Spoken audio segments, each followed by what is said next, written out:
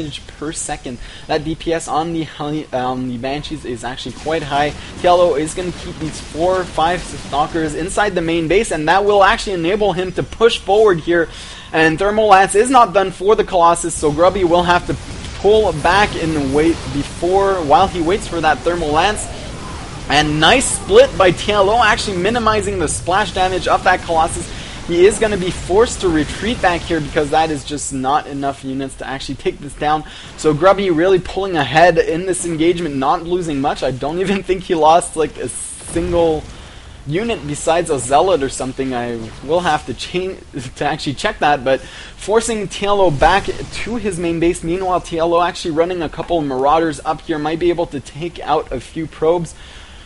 He actually decides to run back home and might be able to sandwich this Colossus. This could be a nice little pick from TLO. He is not gonna get it. That Colossus actually got saved. I'm sorry, I'm losing my words. Got saved by Grubby with only 5 hit points. Meanwhile, TLO's army has actually been evaporated, and now suddenly TLO is going to be in the defensive position. 2 Vikings on the field now, going to be able to deal with that Colossus. I like that Grubby is actually pulling this injured Colossus back even further while he is taking down those rocks. The Immortal being focused down by the Marauders. Nice focus by TLO, being able to kill that Immortal that does huge damage to the Marauders. Now they will be able to kite these Zealots, but once again, Grubby just has so many units at this point in the game. 3rd command center is already done for TLO, as well as a bunch more barracks, a bunch more factories. Grubby now throwing down a gateway, 3 gateways, as well as a cannon in the back. Gonna chrono boost out that weapons level 1 because he has so many Colossus on the field. They really benefit from that +1 upgrade because they attack twice with 2 thermal lances.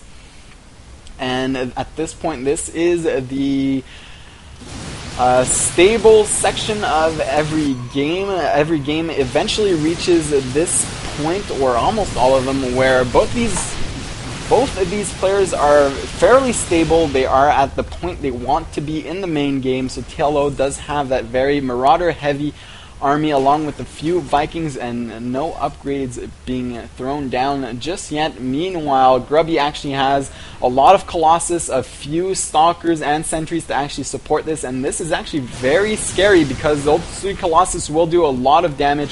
There's only 1 Viking here to actually take care of these Colossus, and TLO has to actually pump out a lot more Vikings at this point. 1 more coming out on the field, going to be able to help a bit more, but really that is a lot of Colossus from Grubby. 131 to 103 supply, so Grubby is actually looking a tiny bit better in this matchup. He is getting the gold base while TLO is only mining from the blue mineral field back here.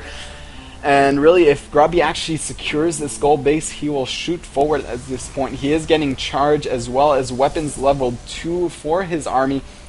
Now, a lot of Protoss players do favor our armor level 1 instead of weapons level 1 these days because they make those Zealots so much more robust to the Marines, but I like that he's actually going for weapons level 2 because there are no Marines in this army by TLO.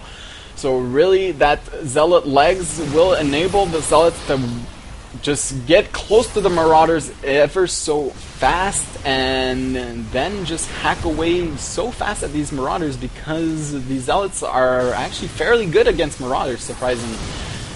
Now this 3rd base is under siege and it will be forced to lift off. I do believe it is going to go down. TLO is looking for a flank here, so he is not going to let this army go back home for free. He needs to do a lot of damage at this point because Grubby is just pulling so far forward. A lot of Vikings going to be able to shoot at those Colossus. Nice force fields preventing these Marauders from actually engaging head on with the army.